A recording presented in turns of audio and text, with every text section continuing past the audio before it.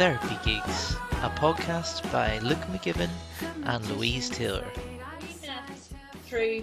We met through Alexis, isn't that right? Yeah. Mm-hmm. And we met through being involved in mid-ulster Pride, doing the event, right? And I remember you did a really powerful performance. Yeah. I still think about it a lot, so I do. It's very vulnerable in mid-ulster, isn't it? To I suppose that's kind of the point, really, of mid-ulster Pride. Mm-hmm. Like, I watched the wee BBC documentary with you in it there as well. Like, yeah. Now, Daz, are you happy to talk about that? The reason I was thinking, because I think that it's really good that there's a lot being done in rural communities, and it's really good to celebrate it. But I still don't think there's enough being said about why it's so important and why it's still a protest and how much. Oh yeah, you know. Oh, I get it. Yeah, I get you. So, like, the dress you wore, the performance, It was mind blowing. It was so powerful, but it was so emotional. And I don't know. That was kind of what I was thinking. That's really important to hear about that kind of, because we're therapy geeks and we're talking about the journey of forgiveness and healing and moving on and stuff like that a lot. So would you be comfortable talking a little bit about that? Yeah. Okay. Well, do you want to start by telling us about that performance and what it was and what inspired you to create the job or the dress and to do it like that, if you don't mind? Yeah, well, it's something that since I started doing drag that I always wanted to do in some way, and I didn't know when or where would be the right environment to do it. Mm-hmm. And then whenever the launch night came about for mid-ulster Pride, I was like, there we go. Nice. That's it. And it was basically a plain white dress, and I just wanted it to be very, very plain, because in my head that's kind of like an allegory for being like you're normal, there's nothing wrong with you, but then you had all this here stuff piled on top of you. And on the dress I wrote down all of the insults and just all the crap that I got from coming out down home. A lot of vulgarity, a lot of swear words and a lot of derogatory phrases and everything. And went through the performance, and halfway through it with a pair of scissors, which I'm still so proud of myself that I didn't stab myself with, considering I fell on the floor. And then just cut it off, and then underneath had this here bright yellow dress underneath that had like rainbow splashes all over it, and it's like, I'm not going to be shy anymore. This is me now. Take me or leave me. Here I am. Yeah. So wow, that is really cool. I love the metaphor. It was so powerful. But like the words, the words that were written on that outfit, the dress, and I remember because it was protested by a lot of Free Presbyterians that night, and they didn't understand what. No. Wow, that's quite telling, isn't it? Do you remember that? Do you remember the dress was about the abuse? The dress actually symbolized the abuse, but they interpreted it as you celebrating all those words you'd been called. It was so odd. Yeah. And how did that feel? Really bizarre, because whenever I started doing performance, like I kind of stumbled out and I collapsed on the floor, and it's kind of like, I'm weak, I can't do this here. So how you can differentiate like me being weak and having all these insults thrown at me to making me feel the lowest of the low, to thinking, oh, I'm this, that, whatever. I'm, I'm not sure the swear still, but something beautiful, something more free. Yeah. But like some of the words, like you can't reclaim the word. It's some of those words, and especially the way they were written and the way they were said to me in the first place, I can't reclaim that. So for them to turn around and be like, "Oh, you're just being so proud," no, you're just being daft now, and it's just showing. It's showing the lack of education around these topics in those areas, and especially down home. Like, that's mid-ulster, so in my head that there's a lot closer to the likes of Belfast or Derry or wherever I was down home. Like, I was right in the sticks. There's nothing there. It's basically, you're a builder, you're a farmer, or the odd footballer, and that's you. And you have to be a big man's man. You have to do this here, and you can't even be creative. If you did art, even, you were low. But if you played the guitar, you're class. So that's interesting. It makes me think of what you were saying about them not understanding the sort of the metaphor of your dress, because it's like, well, even to sort of denigrate the arts, it says to me that there's this like entire sort of attitude that's against any thought that is not solid. Do you know what I mean? That like there's no tolerance of anything even remotely abstract there. Yeah. It's just total toxic masculinity, and it's just you have to be a big boy and boys wear blue and all this here. It's just no.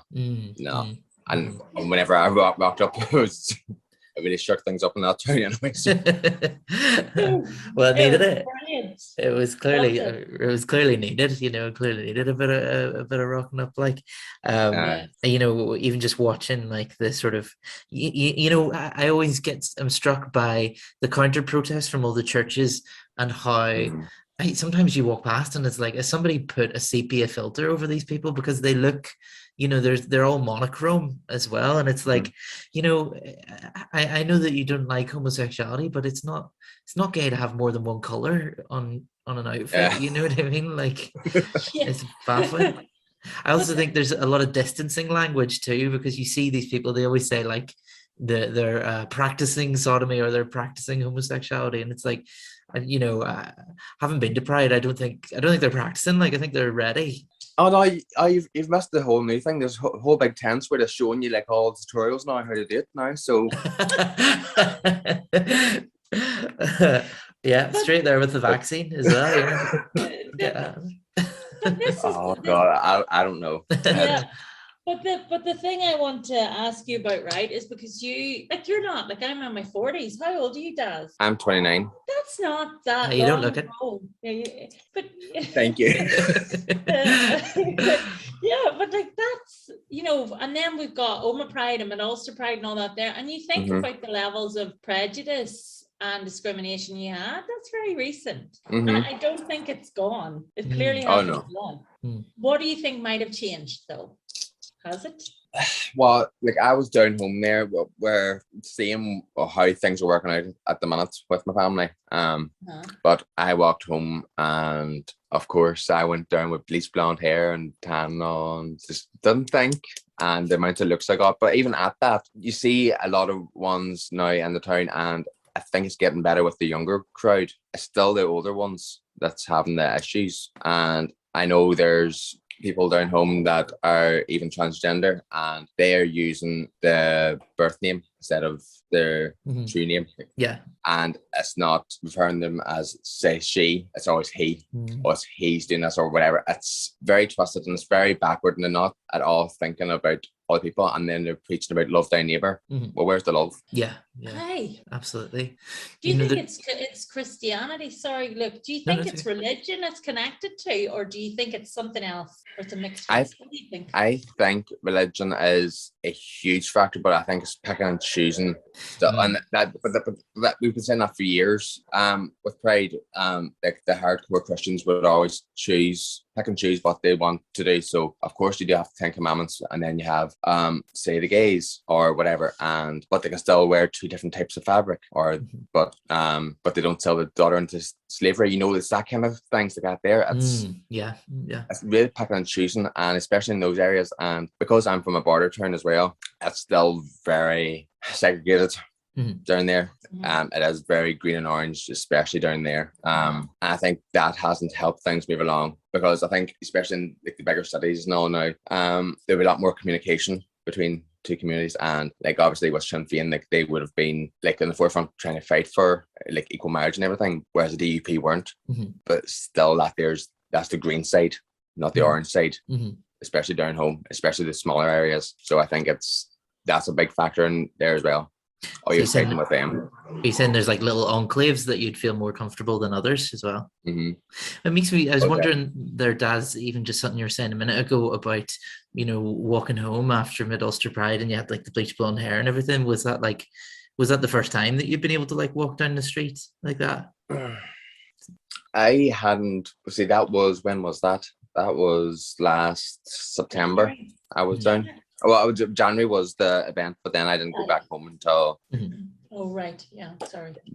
What I call the Pavlova, when the Pavlova hit, they started speaking again, because I refuse to say pandemic is too Fair enough. Everyone loves pavlova, to be fair, yeah. And it's a bit sickening as well, think about that. I went home and I had everything and walking about the town. Like, that was the first time I kind of, well, I always had a wee bit of something about it. It wasn't that much, and that was the only time I kind of walked about and was like, I really don't care. I honestly could not care. And there was a couple of conversations that down there that really got to me, and people saying about repenting before it's your time to die and all this here, especially with the world basically ending at the time. And I was like, no, like, how dare you say that I have anything to repent this year? Like, yes, I have plenty of bad things I've done in my life. Everyone has. But me going for my preferred gender or who I love first and foremost is wrong. No. Yes. Definitely, yeah. Sorry. Like, no, it's okay. This does always happen on the podcast, to be fair. So your family of origin, I call it my family of origin, right? And I'm a stranger from my family of origin, right? And it's a very difficult thing actually in many ways. But your family of origin, you don't have to answer, but is it a Protestant background? Because that's what I'm from. I'm from a Protestant background, right? A Protestant background. And it sounds like mine aren't very religious. There might be, I don't know, I haven't seen her for years, but I think my mother still goes to church and stuff. But I don't know if your family are really religious. Are they? They are now. They are now. I think my mother spent a lot of time praying for me to be different. But that's something, do you think that this lack of acceptance or this kind of fear-based relating to their children, that's what I think it is because they're scared of, rather than love thy neighbor, it's like worry about what thy neighbor thinks more than anything. I think that is a big thing down home. One of the big issues was with me, everyone's talking about you, and I was like, well, they're going to talk, it's a small town, there's 1,000 people in this here town, like they talk all the time about everybody. Exactly. You're worried about Sally Sue down the road getting a bad haircut, and then you're worried about me. You don't even like them. No. Wow. Well, it's a small town mentality, isn't it? Yes. Like, it is a very big thing down there. It's not what I grew up with. I'm not used to it, and it's just point blank refusing to accept it, and everything's like, even say therapy, that's very newfangled and all down there. It's kind of like like, no. Yeah. There's nothing wrong with us. There's nothing wrong with us. I do nothing think wrong with our family. There's nothing wrong with our children. They're all normal. They're normal to the standards of 1950, which is, they'll scream into a pillow at 3 a.m. and go into a cupboard to cry. But the rest of the time they're smiley as fuck. I do think there's actually something to be said for the idea of, like, aging gracefully. A big part of it is a tolerance to change. Because, like, my parents are in their 70s, and my dad's always been quite political, but he got more and more political and really, really more left wing as he got older. And there's certain concepts in society now that just wouldn't have been spoken about 20 or 30 years ago that he's just completely just got on board with, and it's like, and if you see him, like, and my mum and dad, they both look like 40. They're like, even though they're like 70, and I think that's kind of part of it is that sort of healthy acceptance of things not being exactly the same as they were. I mean, why would you want, in Northern Ireland of all places, why would you want things to be like they were in the 70s? You never see any 70s like dance nights in Northern Ireland because people were under tables back then. Yeah. But the other thing, right, is I don't understand how a lot of these families, and it's not just yours, your story's very, very common. Like, it's so common. Most of the people I knew, LGBTQ plus at school, aren't living here. They're in London. They fucked off, you know what I mean? And they fucked off with a lot of pressure from their families to fuck off. See what I mean? And it kind of makes me think that a lot of these people are their own worst enemy, because I know they want to be seen as good parents, and and most parents and most grandparents, when they buy into this, you love your child unconditionally. But when push comes to shove, in a lot of smaller communities, you love your child unconditionally if nobody sees what they're doing or who they are. You know what I mean? Yeah. That is, in my experience, I think they do themselves as people a disservice because of the pain they cause, because of their concern for the gossip of others in small communities. What do you think, Daz? Do you think I think you can get the hit the nail on the head there. Like, it's like you love them unconditionally, so you're like, whenever I think of love, it's thinking of the other person or people before yourself. Yes. But then that's just twisted then, and it's turned into a thing where, what about me? What about me? What?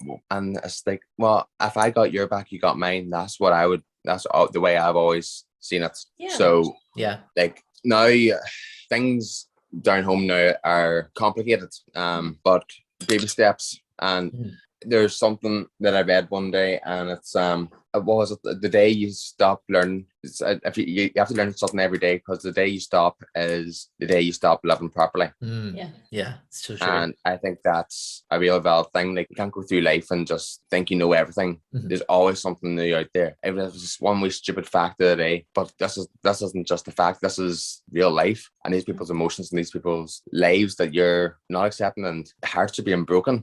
Because you're not opening your heart and opening your mind to something that's a wee bit different.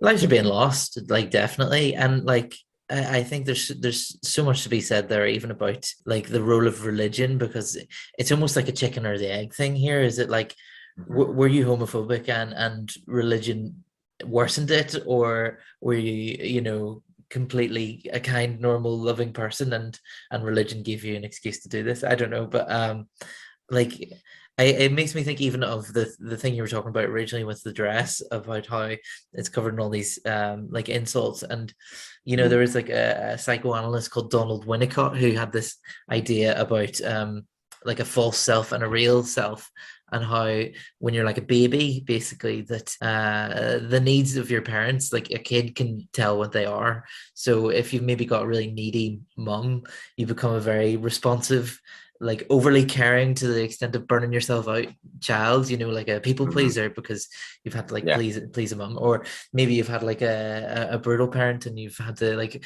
hide your emotions and things like that, and that becomes sort of part of the self that you present to others, but it's false, and it cuts you off from sort of more real emotions. And first of all, I think obviously that applies to like the struggle and plight of LGBT people, because like there's no better definition of people having to live false lives as young people, but then I think also of the families who reared them also having to sort of do the same thing, because they're conforming to the expectations of their community and church. And it's kind of just why something like Pride is so important in the first place, is to sort of give, at least for like a moment, a sort of allowing some authenticity, Yeah, 100%. Authenticity. That's what you're doing, Daz. I'm trying anyway. Like every day can be a struggle. Like, there's days like it does hit you still, and you just can't be bothered. And then it's just like, well, you got through all those dark times, and you got through this here. Come on, keep going. And I think that there's kind of like, it's the fight or flight response. And I think the way you were saying, like, if like an overly barren mother with a child is like a people pleaser, then I think a lot with the LGBTQIA plus community, like, we would consciously shift that. So if we had someone that was so overbearing and so pressurized, like a pressurized cooker, we go the other direction. So if we had kids, we wouldn't ever treat them that way. We would probably go to the extreme in one way, and then as a lot of cases, some of them don't want kids. Like, I'm still undecided at the minute. I kind of go back and forth, because sometimes I'm like, will I turn out that way, like that, or will I, would I put a child through that? I think there's a lot of fears with the community because of what we've gone through in the past. A lot of trauma. It's a terrible shame, because like it's almost like, anybody who wants to have a kid or adopt a kid, like, that's difficult enough on its own, but there's this extra layer of concern that you have to go through, where you think, like, will this be harder for them just simply because of who I am? Like, it's got to be difficult, definitely. Like, there's a lot of people having children not even thinking, and they think they're amazing and they're going to be amazing parents, and there you are, Daz, one of the loveliest people, really worried about, and that tells me you'd be an amazing parent, because think about. Yeah. You know, whereas a lot of people are just like, they aren't even aware of any issues they might have, or there's no self-reflection. You know, there's a lot of people who shouldn't be having children. I mean, surely the people who have thought the longest about having kids are probably the best candidates to have them, if you know what I mean. It's like not on an impulse, you know. I think if you're thinking there's a good chance I might fuck my child up, and I'm going to try not to do that. Yeah. And we create a whole new different kind of fucked up, but that's okay. Oh yeah. That's what we all do. Yeah. Hold the adventure then. There's a Larkin poem that says they fuck you up, your mum and dad. Yeah. You know, that's they don't mean to, but they do. But I think actually what you're doing, Daz, with the baby steps and the exploring this relationship with your family is really, really, it's really brave. Kind of you. Brave, kind, forgiving. Because, you know, how, like, that's not always an easy thing to do, considering the levels of pain and trauma people have experienced. Is there any what like any advice you might give people, or any thoughts on that process? Because it's opening yourself up, it's making yourself vulnerable again. Trust your gut first and foremost. If you feel like you're not going to be safe in an environment, don't put yourself there. Like I feel myself now fortunate enough that like I'm away from home this time 7 years, and before that it was a couple of years now, so back again, but properly on my own now 7 years, and before that I couldn't have done it. And going back now, I kind of feel fortunate that I can step away and I know that I've done it by myself and I can cope without them. Yes. And all I have in my head is, well, what if? And you have one saying, oh, I wouldn't bother because it's not going to change. Miracles happen every day. You never know. It's a big wide world, and there's a lot of things we don't know about it. So it's so difficult, isn't it? And I think that is the struggle at the end of the day. Like, can this person change? Can this person become more accepting? And it's so frustrating because they're thinking the same thing about you. But I mean, when it comes down to effort at the end of the day, it's far easier for them to become more accepting of you than for you to magically become straight or cis or anything, you know. Whenever I went down home a couple of years ago, I just wasn't talking to him then either. And then after I came back, I was compared to the prodigal son, and like it's a great story. I was like finally come back together and all. And then one day I had a bit of a light bulb moment, and I was like, what if I'm not the prodigal son? What if I'm the one that's going to accept them back in? Yeah. The prodigal family. Sorry, I didn't mean to. No, but you kind of just finished for me like that. That's when it's like he had all these adventures and all these here things, and when things got rough, you come back. But there's many sides to any story, as you would know. Like, but for me, that would be mine. Like, I'm not saying I've been perfect, far from it, but like at least I'm going to try. I think that's the way to look for it. You think about the fundamental problem that they had. And it was about sexuality, possibly. I'm guessing here, right? It was about your sexuality, or I don't know. I'm thinking, is it, you know, it's related to not conforming. Maybe they had visions you were going to be straight and you're going to be a farmer and you're going to get married. I don't know. But do you not think that parents, that's exactly, our parents and family, putting those expectations on their child is incredibly selfish. Do you know, why are you having children? Is it just for us to be extensions of who you are and what you want? Or are we people in our own rights? I remember one conversation I had with someone down home, and it was very mechanical.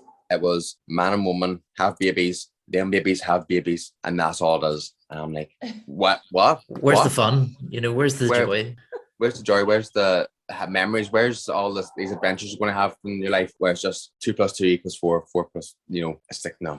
How's that worked out for people? Like, how's that worked out for humanity? Yeah, it's not going great, is it? No. A lot of very unhappy marriages, and that's I think that's one of the things that is going to have to change over time in rural communities. It's all is not as it seems. So often the picture perfect family, you know, things are not as they, you know what I mean? Maybe what you want for your children is an illusion, is a false, like, things that you've been taught from films, from TV shows, from media, from church, but it's all a load of bollocks.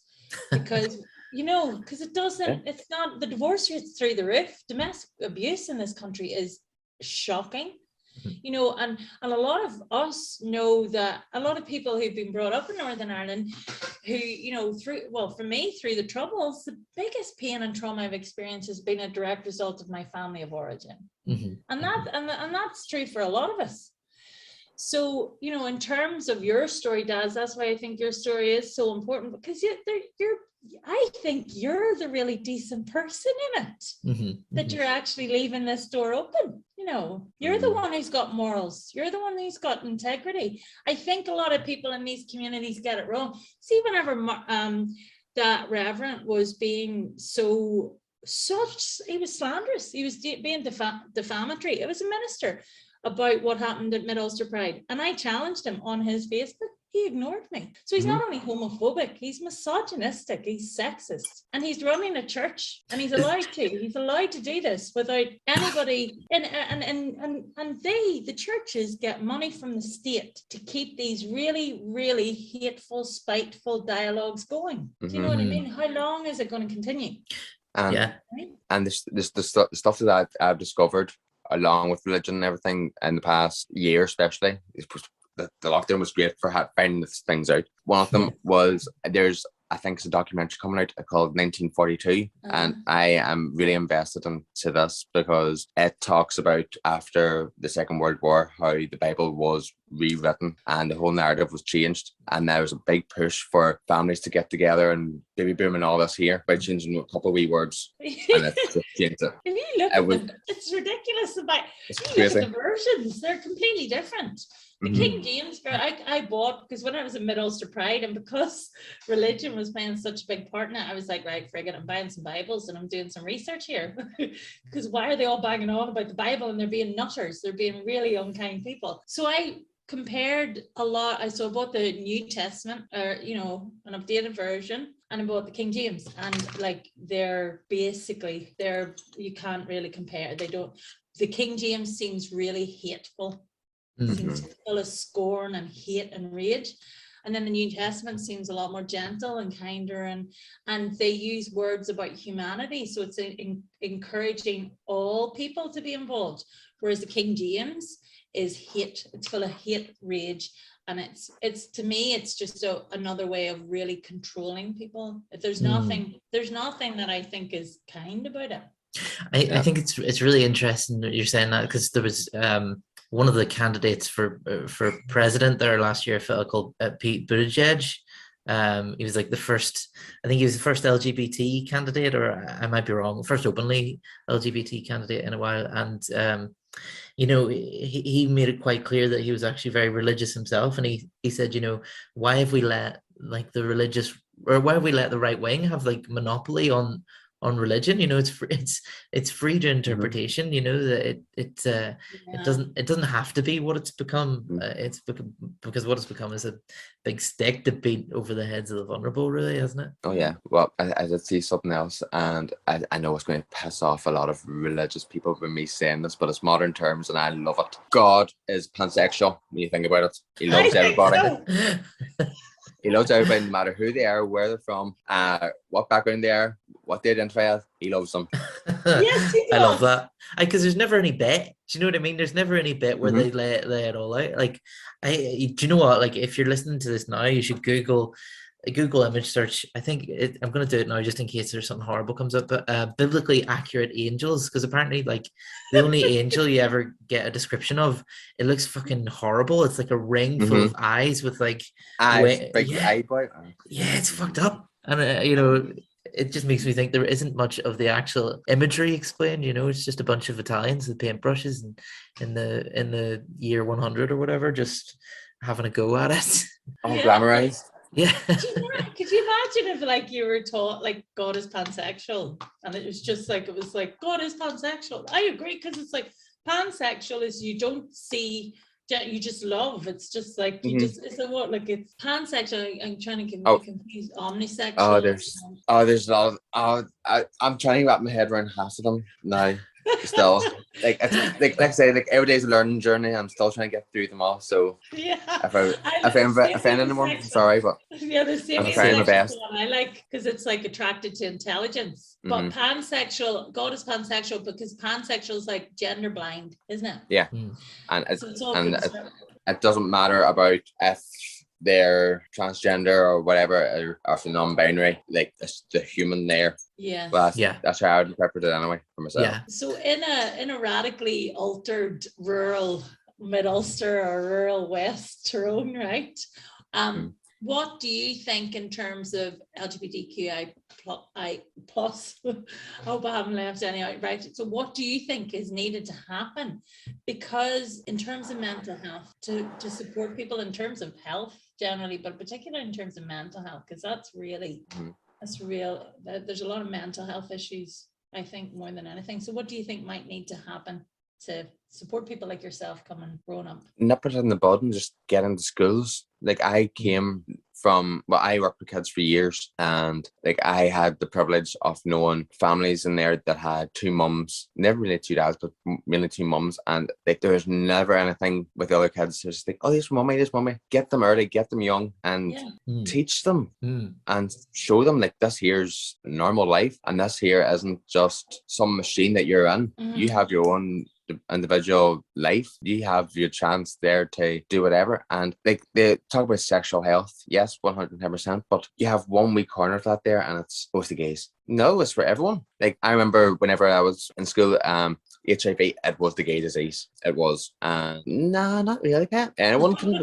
Yeah. You know, it's really warped how especially here in this country, like it's so warped how they twist things just to be off the gay agenda or whatever. So change it in the schools and make the next generation a lot better than the ones that came before it. It must drive you mad at times, because I got my autism diagnosis last year, and you see around autism awareness and the information people are sharing and the way people see autism, it drives me crazy because it's bollocks and it's not true, and there's so much nonsense being spread about this. Yeah.